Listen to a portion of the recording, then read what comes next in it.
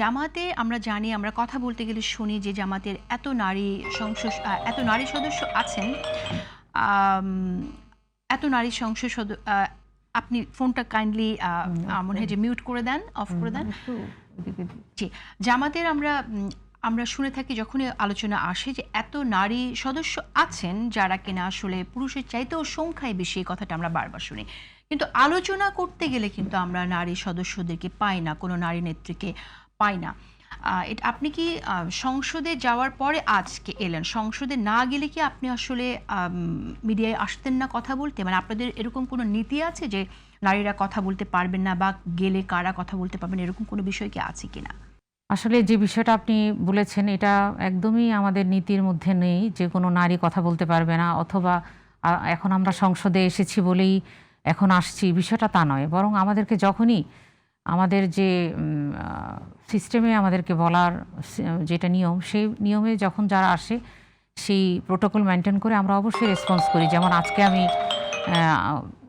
যে সিস্টেমে আমাকে যে বলা হয়েছে আমি সেখানে রেসপন্স করেছি। প্রোটোকল মেনটেন করে আসেন, সেটা কিরকম?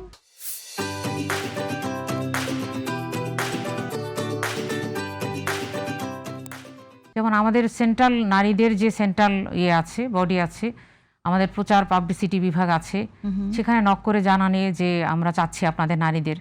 সেখান থেকে আমাদের যে কে কখন সময় দিতে পারবে সেটা করে। মানে এটা কি আসলে আপনি সেন্ট্রালে রিকোয়েস্ট করার পরে আপনারা আসার অনুমতি পান, নাকি আপনাদের ব্যক্তিগতভাবে আপনারা সিদ্ধান্ত নিতে পারেন? না, আমাদের ব্যক্তিগত সিদ্ধান্ত তো অবশ্যই, আমাদের স্বাধীনতা আছে। আমাদের এটা হচ্ছে আপনার প্রোটোকল মেনটেন করা। সবাইকে তো আপনি সবসময় পাবেন না, হ্যাঁ। এই জন্য আমাদের পাবলিসিটি ডিপার্টমেন্টে জানানো সিস্টেম অনুযায়ী যে আমরা চাচ্ছি আপনাদের কারা ফ্রি আছে বা কারা সময় দিতে পারবে, তখন সেখান থেকেই রেসপন্স করা হয়। আচ্ছা, কিন্তু সাধারণত আমরা দেখি যে অনেককেই, এমনকি জামাতের পুরুষ সংসদ সদস্যকেও আমরা অফার করার পর এমন শুনেছি যে এটা দলের অনুমতি ছাড়া অনেক সময় যে তারা আসতে পারেন না। মানে এই স্বাধীনতাটুকু আপনারা, এটা হয়তো কারো পার্সোনাল ওপিনিয়ন বলেছেন, সেটা হয়তো না জেনেই বলেছেন উনি। বাস্তবতা হয়তো এক একজনের জন্য এক এক রকম। না, আমাদের সেন্ট্রাল ওই যে সিস্টেম যেটা বললাম, আমাদের তো উইমেন উইং আছে, সেখানে পাবলিসিটি ডিপার্টমেন্ট আছে। আমাদের পাবলিসিটিতে জানানো হলে হয়তো বা আপনারা সেই পাবলিসিটির মাধ্যমে আসেননি, এই জন্য হয়তো আমাদেরকে যথাসময় পাননি। হ্যাঁ, না, আমরা সব চ্যানেলেই যোগাযোগ করেছি, তারপরও আমরা খুব একটা রেসপন্স, বিশেষ করে নারীদের ক্ষেত্রে আসার ক্ষেত্রে আমরা ওরকম পাই না। ধন্যবাদ আপনাকে ব্যাখ্যা করার জন্য। আরেকটি বিষয় অ্যাডভোকেট মুন্নি, সেটা হচ্ছে যে জামাতের মধ্যে ইন্টারনাল কিছু সংস্কারের কথা আমরা শুনছি, যে জামাত সংস্কার করতে চায়। এটা আসলে কি ধরনের সংস্কার জামাত ইসলাম করতে চাইছে, এবং সেটা আসলে নারীদের জীবনকে বা নারী নেত্রীদের কিভাবে প্রভাবিত করবে তাদের কাজের ক্ষেত্রে? আসলে জামাত তো সবসময় সংস্কারবাদী একটা দল, এবং আমাদের যখনই বিশেষ করে গঠনতান্ত্রিক সংস্কারের মধ্য দিয়েই তো হয়। এই গঠনতন্ত্র বিভিন্ন সময় প্রয়োজনের প্রেক্ষিতে পরিবর্তন হচ্ছে, সেটা সামনেও প্রয়োজনে পরিবর্তন হবে। এখানে আমাদের স্পেশাল কোনো ইস্যু নেই, বা যখন ইস্যু তৈরি হয় তখন সেটাকে সামনে নিয়েই সংস্কারের প্রস্তাব আনা হয় দলের কাছে। বিশেষ করে যারা পরামর্শ শুরাতে আছেন তাদের সামনে সেটা প্লেস করা হয়, প্রয়োজনের প্রেক্ষিতে এটা আসে। এখানে কোনো ম্যান্ডেটরি না যে এখনই করতে হবে বা এখনই দরকার, প্রয়োজনের প্রেক্ষিতেই এই সংস্কারটা আনা হয়। এটা কন্টিনিউয়াস, এটা প্রসেস। যেমন কয়েকটি সংস্কারের কথা কি বলবেন যে গত 2 বছরে করা হয়েছে?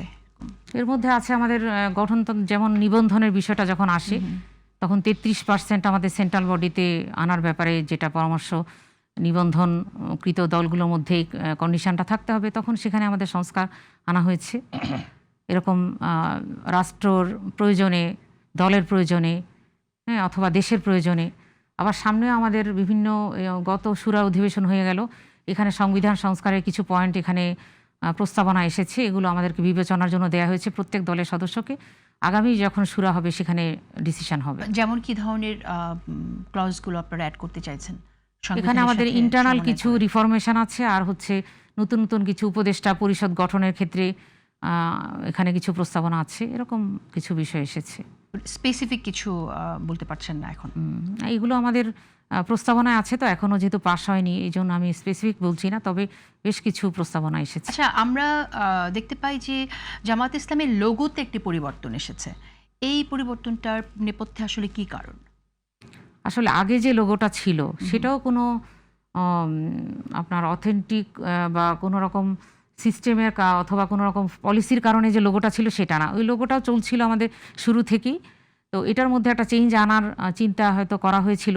ওইটা পাস হওয়ার আগেই আমরা দেখেছিলাম আমিরে জামাতের একটা ডেলিগেশন এসেছিল বাইরে থেকে, সেখানের ব্যাকগ্রাউন্ডে সেটা ছিল, এটা নিয়ে অনেকের মিডিয়াতে বোধহয় এসেছে। তো এটা এখনো ফাইনাল হয়নি, এই বিষয়টা এখন আলোচনা আসেনি আমাদের। দলটা মানে আপনাদের লোগোটা এখনো ফাইনাল হয়নি আপনি বলছেন।